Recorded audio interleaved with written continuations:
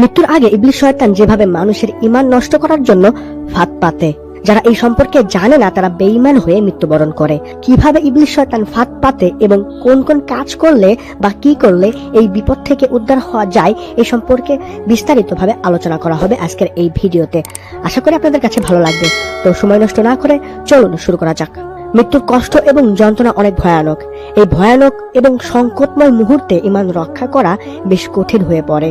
সবচেয়ে বেশি কঠিন হয়ে পড়ে দুনিয়ার জীবনে যারা কম নেকি অর্জন করেছে। হাদিসে এসেছে, জান কবজের সময় মুমূর্ষু ব্যক্তি পিপাসায় এবং হৃৎপিণ্ডের যন্ত্রণায় কাতর ও অস্থির হয়ে যায়। তখন সে পানির তৃষ্ণায় কাতর হয়ে যায়। এমন সময় বান্দা যখন পিপাসায় কাতর হয়ে যায়, তখন শয়তান এক পেয়ালা বরফ পানি নিয়ে বান্দার সামনে উপস্থিত হয় এবং পেয়ালাটি আন্দোলিত করতে থাকে। অধিকাংশ সময় তখন কাতর বান্দা ভুলবশত শয়তানের নিকট পানি চায়। উত্তরে শয়তান বলে, হে বান্দা, তুমি যদি এই কথা বলো যে এই বিশ্ব জগতের কোনো প্রতিপালক নেই, তাহলে তোমাকে এই পানি পান করতে দিব।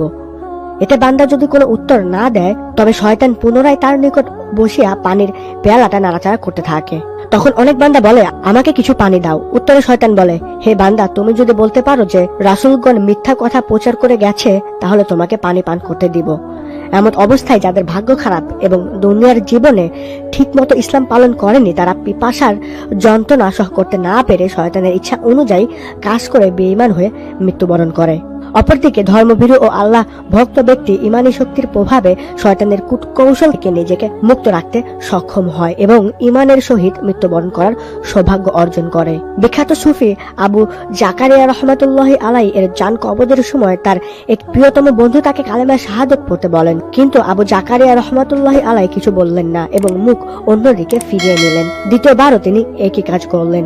তৃতীয়বারের সময় বললেন, আমি এটা বলবো না।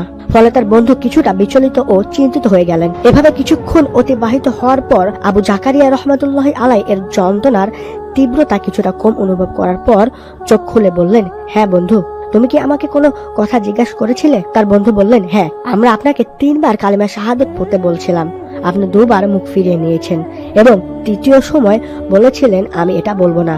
তখন সুফি জাকারিয়া রহমাতুল্লাহি আলাই বললেন, বিতাড়িত ইবলিস শয়তান এক পেয়ালা পানি সহ আমার ডান দিকে দাঁড়িয়ে পানির পাত্রটি নাড়াচাড়া করে আমাকে জিজ্ঞাসা করলো, হে বান্দা, তুমি কি পানি পান করবে?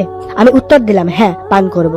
তখন শয়তান বলল, যদি তুমি বলো যে হযরত ঈসা আলাইহিস সালাম আল্লাহর পুত্র ছিলেন, তাহলে আমি তোমাকে পানি পান করতে দেব। এই কথা শোনার পর আমি মুখ ফিরিয়ে নিয়েছিলাম। তারপর শয়তান পায়ের নিকট এসে সেই একই কথা বলল।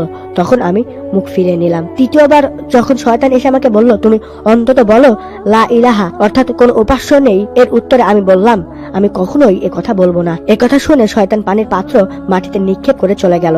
আমি শয়তানের কথার উত্তর দিয়েছি মাত্র, আমি তোমার কথার উত্তর দেই নাই।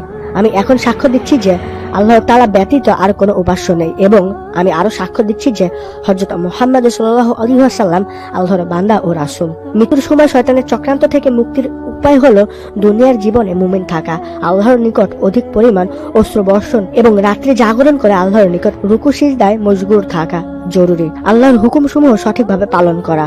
হযরত ইমাম আবু হানিফা রহমাতুল্লাহি আলাইকে এক ব্যক্তি জিজ্ঞাসা করলেন, হুজুর, কোন কাজে ঈমান নষ্ট হওয়ার সম্ভাবনা বেশি?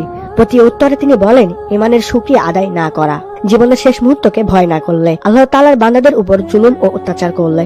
এসব কাজের দ্বারা ঈমান নষ্টের সম্ভাবনা থাকে।